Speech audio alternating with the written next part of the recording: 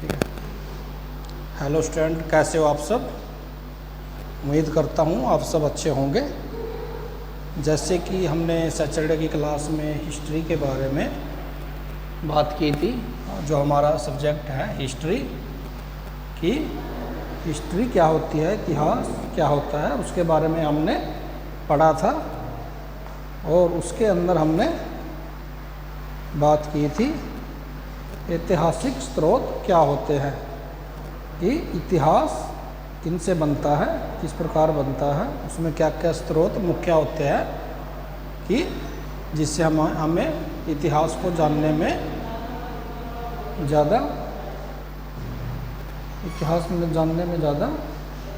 समय नहीं लगता और पता लगता है कि किस प्रकार से हमारा जो इतिहास है, पुराने समय में किस प्रकार से लोग रहते थे, किस प्रकार की सभ्यता थी, किस प्रकार के औजारों का वो इस्तेमाल करते थे और किस प्रकार के वो घरों में रहते थे। ठीक है, तो ये इन सब पे हमने बात की थी। और आइए आगे हम बढ़ते हैं। जो हमारे साहित्यिक स्रोत हैं उनके बारे में हम आज बात करेंगे। साहित्यिक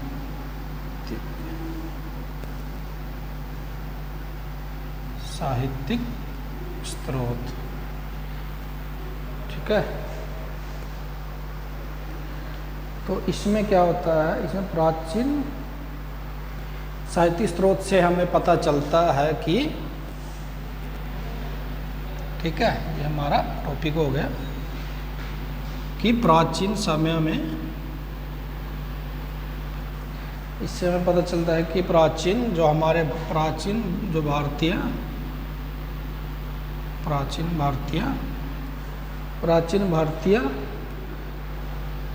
भारतीयों को लिपि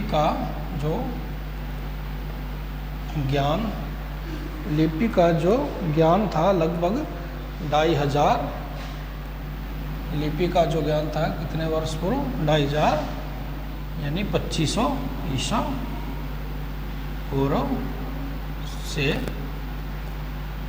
था। ठीक है, हमारे साहित्यिक स्रोत बताते हैं कि हम भारतीयों को, जो हमारे प्राचीन भारतीय थे, उनको जो लिपि का जो ज्ञान था लगभग कितने वर्ष पहले था, लगभग 2500 वर्ष पूर्व से था। ठीक है,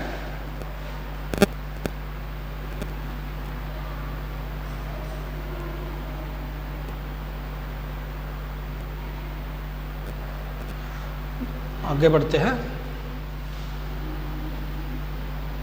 नेक्स्ट पॉइंट पे।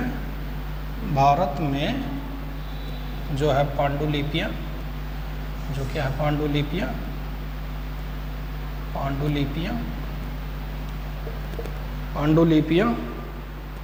भोजपत्रों और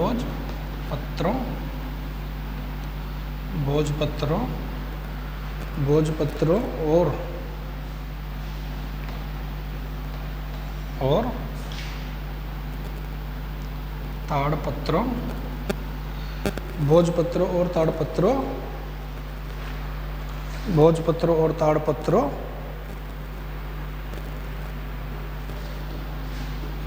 ताड़पत्रों पर क्या है, लिखी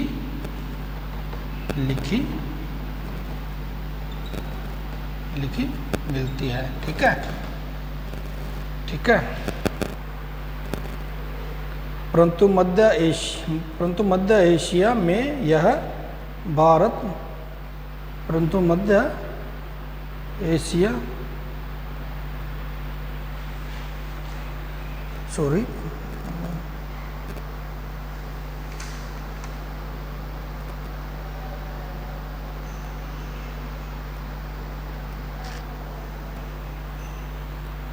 ये कहाँ से प्राप्त हुई, लेकिन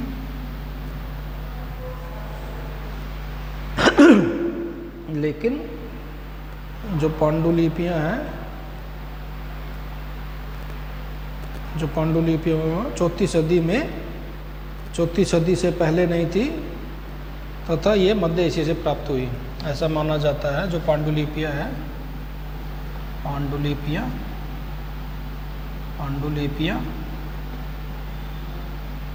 चौथी सदी में नहीं थी, परंतु यह मध्य एशिया से प्राप्त हुई है। ठीक है, कहाँ से प्राप्त हुई है? जो पांडुलिपियाँ है ये भारत से नहीं बल्कि मध्य एशिया से प्राप्त हुई है। ठीक है, तो आइए आगे बढ़ते हैं। अब बात करते हैं वेद। आगे हम बात करते हैं वेद उपवेद और उनकी विशेषता। बात करते हैं वेद उपवेद व क्या उनकी जो है विशेषता क्या। ठीक है, वेद उपवेद, ठीक है, और उनकी विशेषता। ठीक है, जैसे कि ये हमारा हो गया वेद, ये हो गया हमारा उपवेद, और क्या हो गया ना ये आगे विवरण। आगे क्या हो गया? विवरण। ठीक है, सबसे पहले हमारा आता है जैसे कि ऋग्वेद। ठीक है, कौन सा आता है? ऋग्वेद। ठीक है, उस ऋग्वेद का आगे जो उपवेद कौन सा है? कौन सा उपवेद है इसके आगे? आयुर्वेद।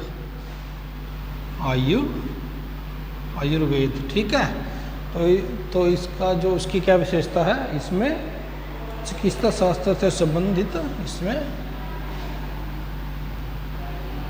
चिकित्सा शास्त्र से संबंधित, ठीक है, जानकारी मिलती है। जानकारी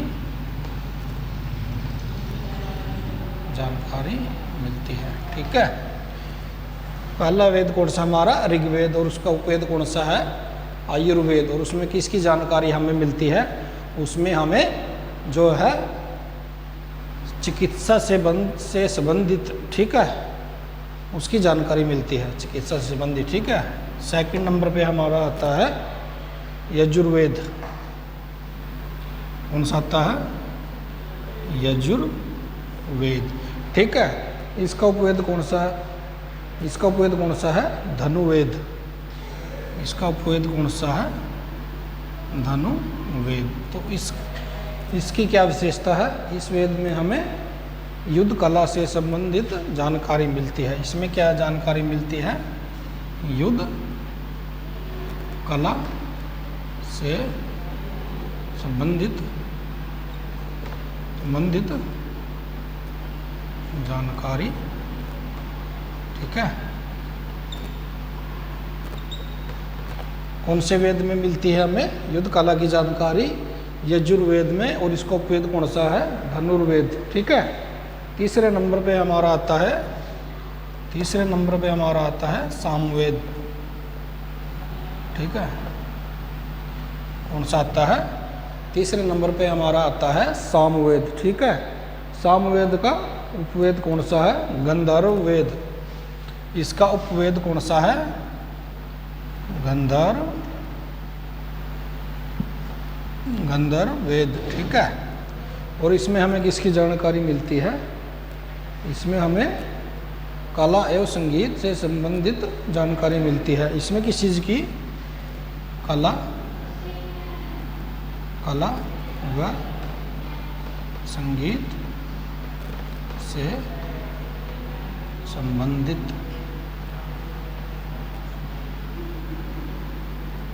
जानकारी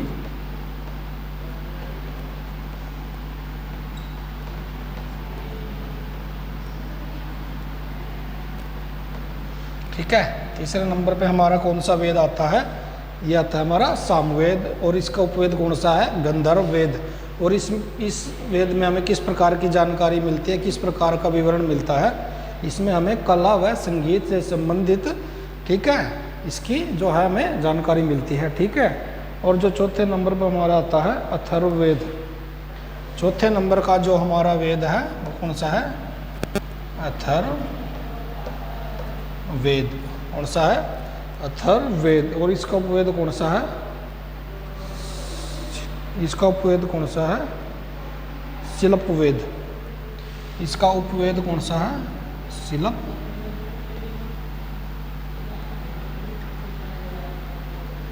इसका उपवेद कौन सा है? शिल्पवेद। और इसमें हमें किस प्रकार की विशेषता है? इसमें भवन निर्माण कला से संबंधित जानकारी मिलती है, ठीक है। इसमें किस प्रकार की जानकारी मिलती है? भवन निर्माण कला से संबंधित जानकारी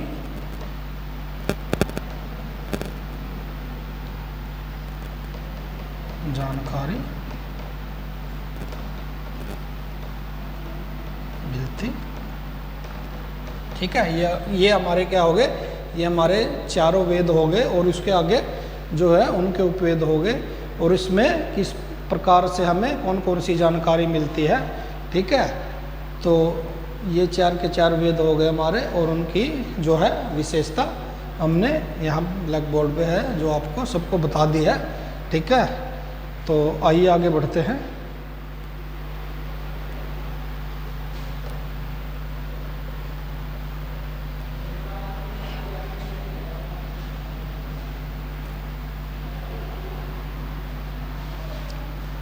आगे बात करते हैं हम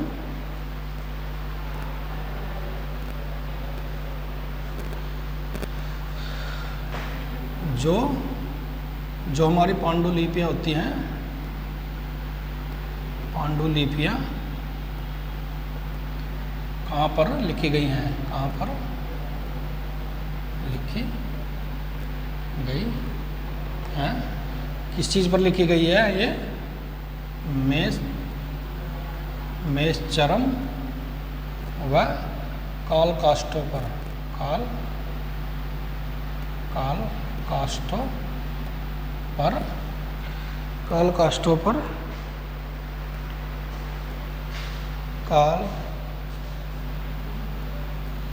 किस चीज़ में? काष्ठ फलकों पर, काष्ठ फलकों पर लिखी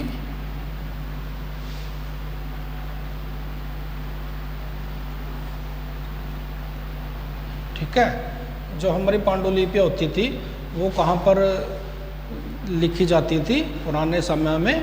ये जो हमारी पांडुलिपियाँ होती थी ये मेषचरम यानी कि भेड़ की खाल जो होती थी, और जो हमारे वृक्ष होते थे उनकी जो बड़ी बड़ी तख्तियाँ होती थी उनके ऊपर जो पांडुलिपियाँ लिखी जाती थी पुराने समय के अंदर, ठीक है।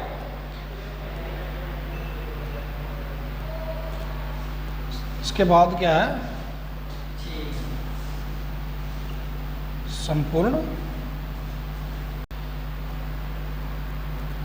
संपूर्ण भारत में क्या मिली है?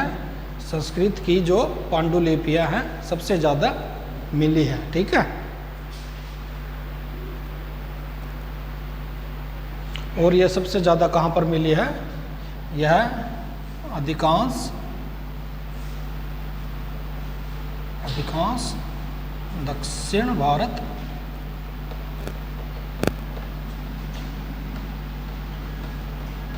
कश्मीर व नेपाल में मिली है, ठीक है।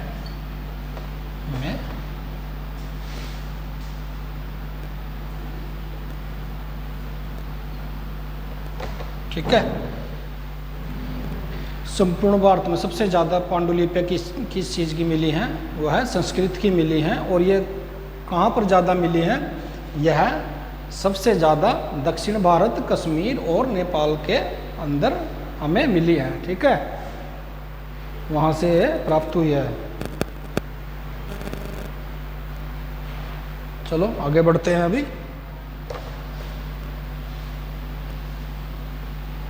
इसके बाद बात करते हैं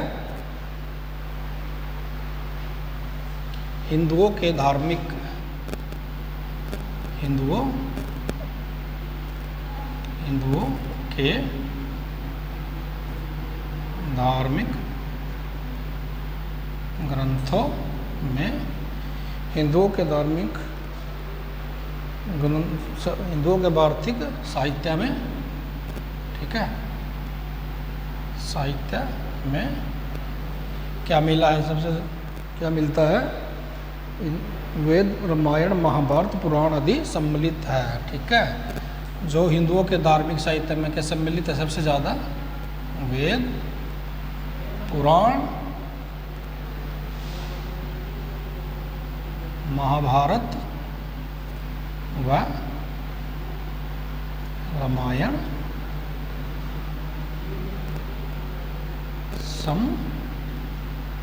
सम्मिलित है। ठीक है, हिंदुओं के धार्मिक साहित्य में क्या चीज, साहित्य में वेद, पुराण और महाभारत व रामायण सम्मिलित है। ठीक है,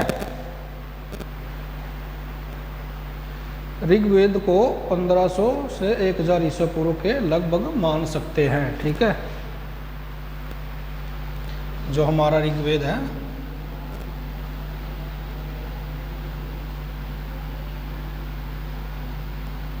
जो ऋग्वेद को 1500 से 1000 ईसा पूर्व के लगभग मान क्या है, जो हमारा ऋग्वेद है उसको हम 1500 से 1000 ईसा पूर्व के लगभग हम उसको मान सकते हैं। ठीक है, इसके बाद आते हैं लेकिन क्या होता है, लेकिन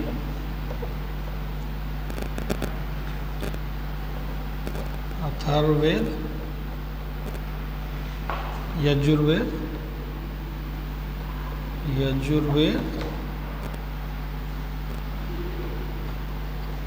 ब्राह्मण ग्रंथ,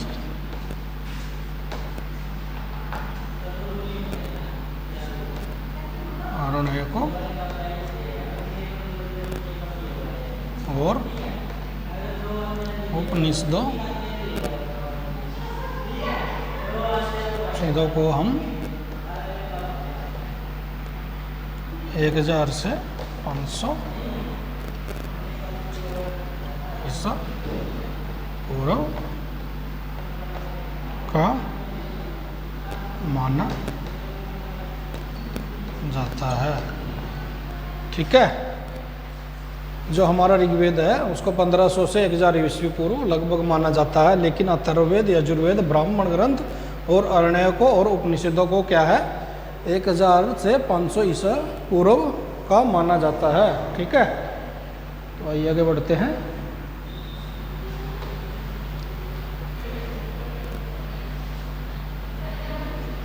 हमारे ऋग्वेद के अंदर क्या है, जो ऋग्वेद है हमारा, इसमें क्या क्या मुख्य विशेषता है इसकी, ऋग्वेद में मुख्यतः देवी देवताओं की स्तुतियां हैं, देवताओं की स्तुतियां किसमें है, जो ऋग्वेद के अंदर क्या हमारी जो मुख्यतः क्या है, देवताओं की जो है स्तुतियां पाई गई है। ठीक है, परंतु बाद में साहित्य के साथ साथ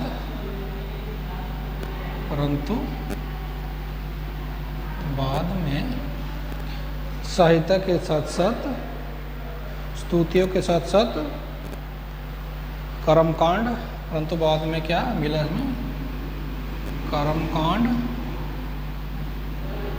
कर्मकांड,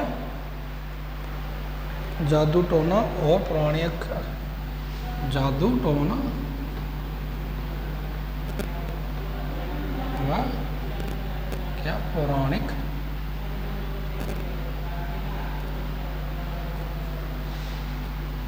व्याख्या ज्ञान मिलता है। ठीक है, क्या है जो हमारा ऋग्वेद है उसमें मुख्यतः क्या मिलता है, देवी देवताओं की, जो देवताओं की स्तुतियाँ मिलती है, लेकिन बाद में साहित्य के साथ साथ इसमें कर्मकांड, जादू टोना और पौराणिक व्याख्यान भी देखने को मिलता है। ठीक है, उसके बाद हम बात करते हैं पाणिनि की।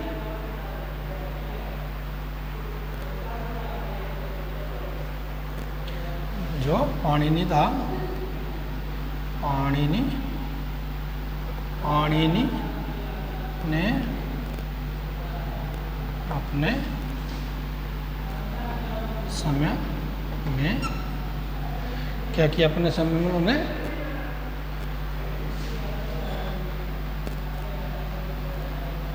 समाज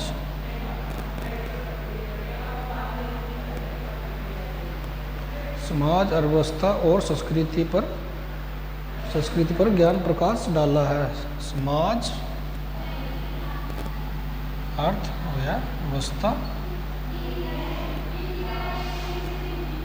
अर्थव्यवस्था व संस्कृति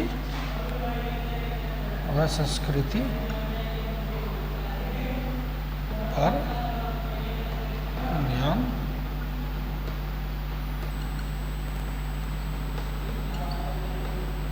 ज्ञान प्रकाश डाला है। ठीक है, पाणिनि ने क्या किया था, अपने समय में समाज, अर्थव्यवस्था और संस्कृति पर क्या है, जो है ज्ञान प्रकाश डाला था। ठीक है, आइए आगे बढ़ते हैं।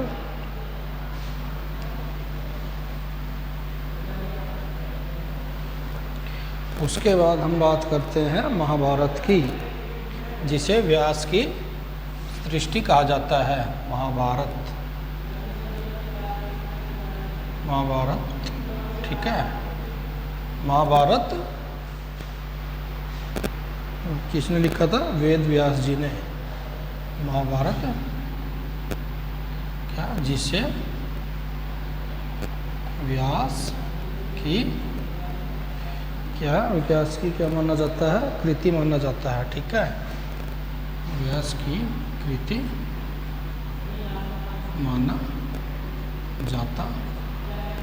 ठीक है, महाभारत किसने लिखा, जो हमारे वेद व्यास जी थे, उन्होंने क्या, जो है महाभारत को लिखा था। इसमें पहले कितने श्लोक थे, इसमें पहले कितने, 8,000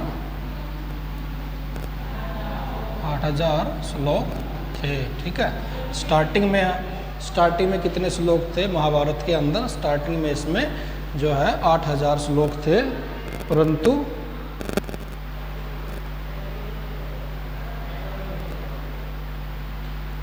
उस समय इसका क्या नाम पड़ा,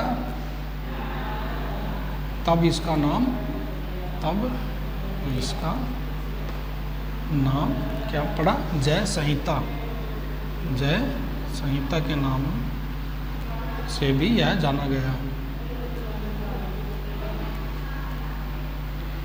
स्टार्टिंग में इसमें कितने श्लोक थे, 8,000 श्लोक थे, तब इसका क्या नाम पड़ा, जय सीता के नाम से भी इसे जाना गया। ठीक है,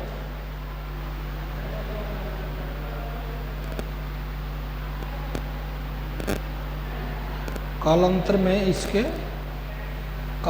में इसके श्लोकों की संख्या कितनी हो गई, कालांतर में इसके श्लोकों की संख्या बढ़कर कितनी होगी, 24,000। ठीक है, स्टार्टिंग में इसमें 8,000 श्लोक थे, लेकिन कालांतर के समय में बढ़कर इसकी जो श्लोकों की संख्या कितनी बढ़ गई, 8,000 से बढ़कर कितनी हो गई, 24,000 हो गई। ठीक है, वर्तमान में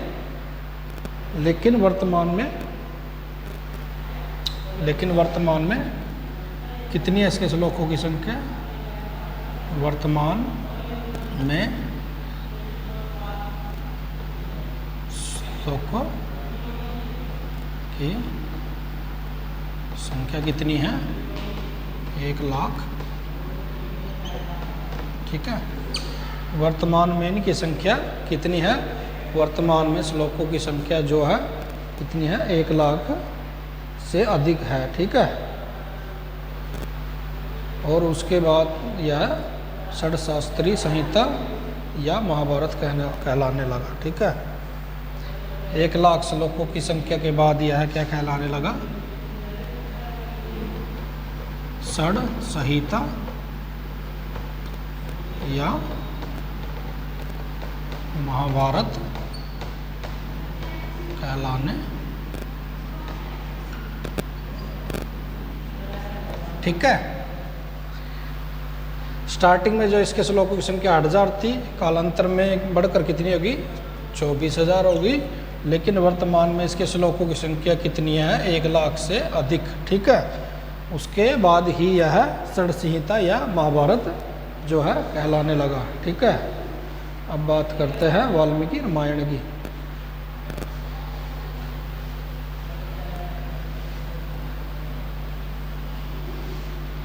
आगे बात करते हैं वाल्मीकि रामायण की।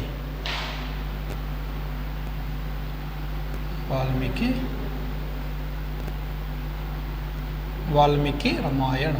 ठीक है, इसमें श्लोकों की मूल संख्या कितनी थी? मूल श्लोक कितने थे इसमें? 6,000। कितने थे? ठीक है, कितने थे मूल श्लोक इसमें? कितने थे? 6,000 श्लोक थे। ठीक है, जो बढ़कर 12,000 हो गए। आगे बढ़कर कितने हो गए? जो आगे बढ़कर 12,000 हो गए, परंतु वर्तमान में इनकी संख्या कितनी है? परंतु वर्तमान संख्या कितनी है? 24,000। वर्तमान संख्या कितनी है? वर्तमान संख्या 24,000 श्लोक हो गए। वर्तमान में कितनी होगी इनकी संख्या बढ़कर? जो है 24,000 जो है वर्तमान में इनकी संख्या हो गई है। ठीक है, तो इसकी संरचना जो है किसके बाद हुई? रामायण की संरचना। रामायण की संरचना महाभारत के बाद की मानी जाती है। ठीक है, महाभारत के बाद की मानी जाती। ठीक है, वाल्मीकि रामायण के जो मूल श्लोक थे कितने थे? 6,000। आगे बढ़कर इनकी संख्या 12,000 होगी। उसके बाद वर्तमान संख्या इनकी कितनी है? वर्तमान संख्या इनकी जो है 24,000 है। ठीक है, और जो रामायण है इसकी संरचना कब की मानी जाती है? इसकी संरचना महाभारत के बाद की मानी जाती है। तो हमारा आज का जो ये टॉपिक है, ठीक है, साहित्यिक स्रोत। ठीक है, साहित्यिक स्रोत जो हमारा आज का टॉपिक है वो हम इसको यहीं पर, ठीक है, छोड़ते हैं और नेक्स्ट लेक्चर में हम आगे बात करेंगे। ठीक है, इसी के लिए थैंक यू सो मच।